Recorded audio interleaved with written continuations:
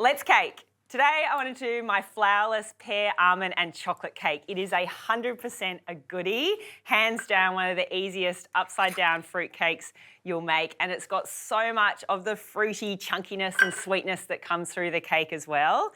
I'm starting it with an avocado oil instead of an extra virgin olive oil or a butter. I love the avocado oil for its natural buttery taste. It's also got a great antioxidant status, so helping to protect our bodies from the effects of stress.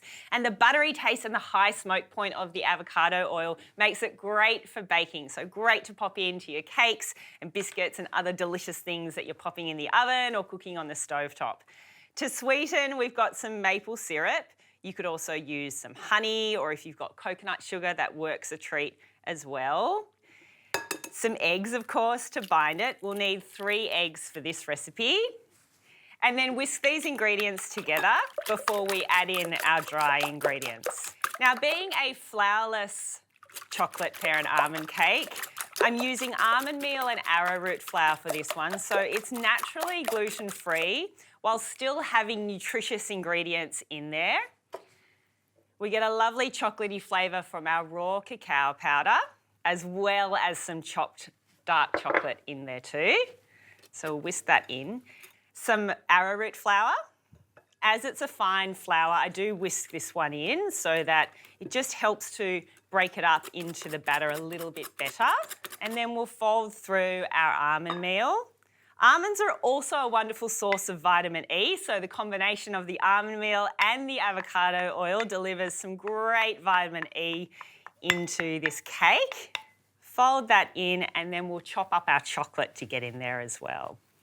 Now, honestly, I've done this with pears and I think pear and chocolate is an incredible match. But if you had apples or other fruits that you wanted to use up, you could just as easily pop them into this cake as well.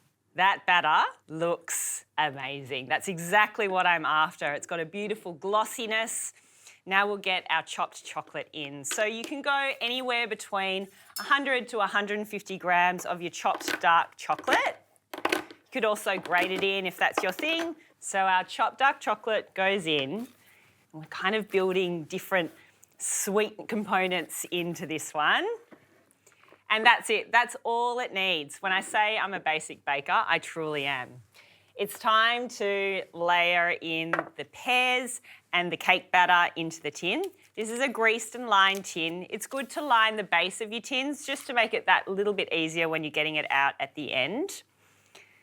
And I've left my pears lovely and chunky because when we slice into this one, we want to have that beautiful bite of the fruit coming in with the cake. So we'll just arrange them around the tin. You can leave the skin on if you wish as well. You could also chop them into smaller chunks if that's your vibe, or if maybe you're serving little people that don't want such a big chunk of fruit in there.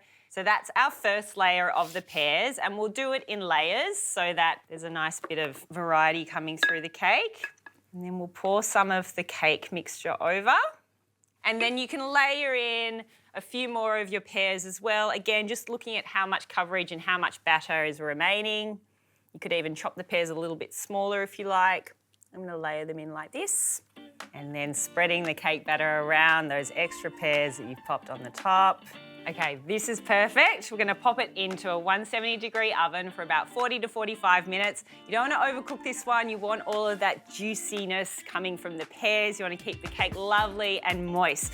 And it's time for a piece of cake and a cuppa. This looks unreal. It's got a beautiful glossy finish, which I'm super happy with. So you can see the chunkiness of the pear at the top, so I know there's going to be that beautiful bite of fruit as we slice it up. I'm going to grate some chocolate over it to finish because it's a nice little way to avoid icing a cake but still add a little finishing touch. And if you grate the chocolate over the top whilst it's still warm, it actually melts onto it, so it provides that natural icing or glaze that we like. All right, time to cut in. I'm excited for this one. It is one of my favourite cakes. It's lovely and rich, but made with whole food ingredients. Oh, it's looking good. It's rich, it's got the chunks of pear that I'm after, all the chocolatey goodness. I'm going to serve it up with some good quality Greek yogurt. and then it's the ultimate little treat. So there we go, a flourless pear and chocolate cake made with our avocado oil, all of those beautiful flavours of the pear, the chocolate, the almond meal. That is just an absolute dream cake for me. It honestly is the best pairing of flavours and the best little treat.